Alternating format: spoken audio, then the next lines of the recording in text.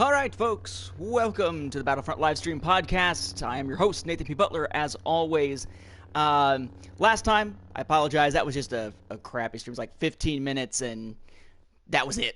Because we wound up with a package getting delivered, and then a lot of stuff needed to be set up from that package prior to when my wife got in for the day, just so that it was all out of the way finally. So I apologize for that.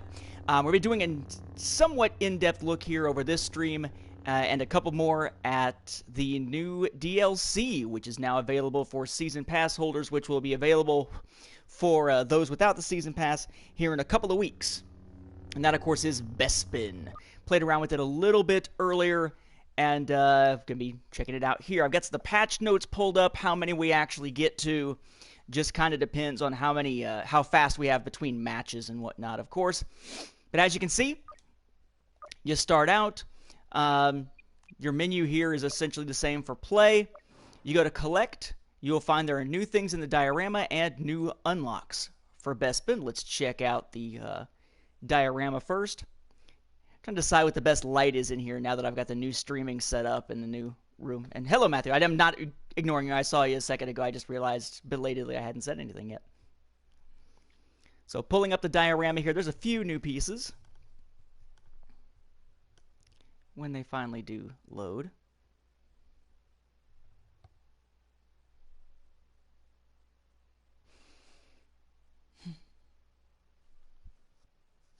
Yeah, played a little bit. There we go. Alright, so we have our usual. We click on through. Click, click, click, click. We reach our DLC ones from Outer Rim and Outer Rim. Okay, now Cloud Core. Cloud Core? Yeah, that's it. Core. It's a core. Cloud Car.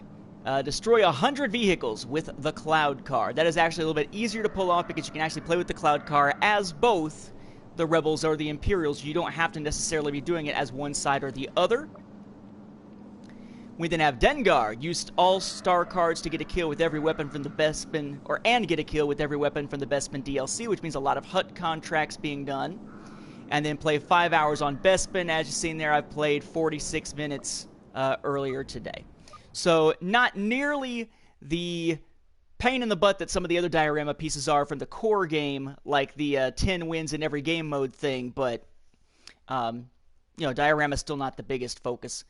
They have changed it, though, so based on the patch notes, that when you are in the social hub and you go up to the top and you try to choose some player and see their stats and whatnot up here, it will no longer disconnect you from EA, which it's about freaking time that they fix that. So we got that. And Matthew, I have no idea because I haven't actually played as either. Alright, so we have new collectibles also under unlocks.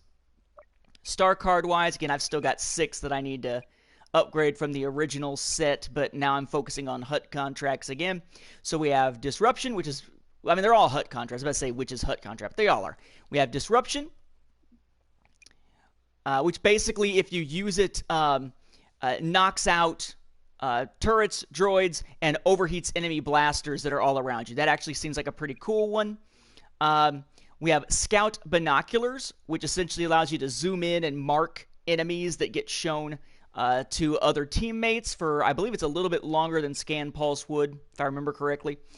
We have notice that it's not charged, though, like Scan Pulse is, so you can use it more often. Shot Grenade, which is an electrical discharge. It's basically a stun grenade. And hello to Lego Fan and Mr. Someone there. We have the Ion Neutralizer, which is, and no, I'm not joining parties during a stream. We've talked about this before, and if you're watching the stream, you know I'm streaming. Let's see. Yeah, but you've basically got an EMP type of weapon here with the Ion Neutralizer. Okay. And then trait card. Actually, these trait cards would have been on the same thing. Still says one new card available. That's that glitch from whatever the issue was before.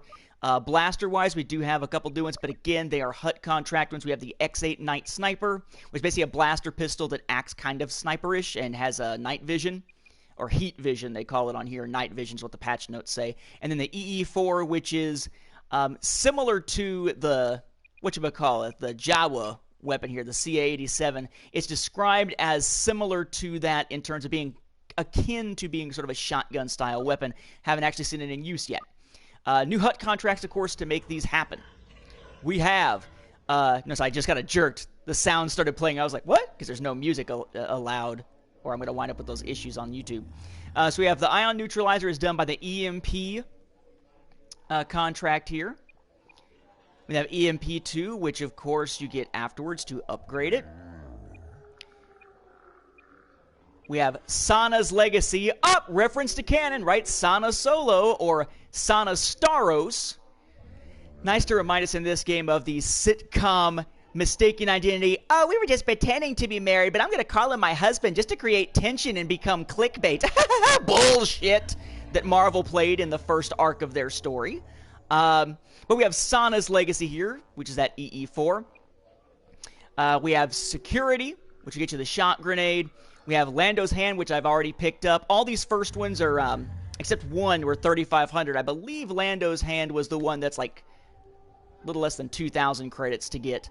But Lando's Hand, get 15 kills as Lando, haven't played as him yet. Get 5,000 objective score in Sabotage, only played one match of that so far. And get 10 headshots with blaster pistols. I don't tend to go for headshots, so I really need to be focusing on that a little bit more. Again, Security already saw. Rangefinder is going to get you the Scout Binoculars.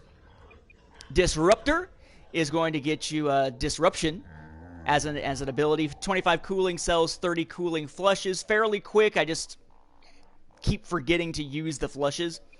You got to kind of purposely do it because it's not part of my play style there. Then we have Security 2 to upgrade the shot grenades, Disruptor 2 to upgrade Disruption, and then Rangefinder 2 to upgrade your Scout Binoculars there. And again, all the upgraded ones, 7,000 or 8,000, all the originals, 3,500 minus the one that is slightly less. And then we have, under new appearances here, there is a new unlockable appearance for the Rebels that's available actually to everybody, not just DLC owners, if the patch notes can be trusted here. At rank 65, the new cap is 70, you can become the Bespin Wing Guard. Interestingly, notice the price tag, 20,000. So we went from 17,000 for all the higher end ones before, the Sullustan, the Duros, the Rodian, the Zabrak, the Ishitib, the Quarren, the Twi'lek that I got, and then the Weequay at level 60. Now at level 65, you can unlock the Bespin Wing Guard for 20,000. We'll come back to that number in a second. The Imperials now also have one.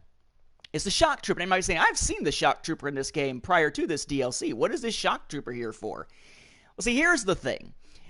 They needed, apparently, another trooper because they realized, oh shit, in Outer Rim, we didn't give any new appearances for the Empire. We need something. But what can we use? Well, they wound up grabbing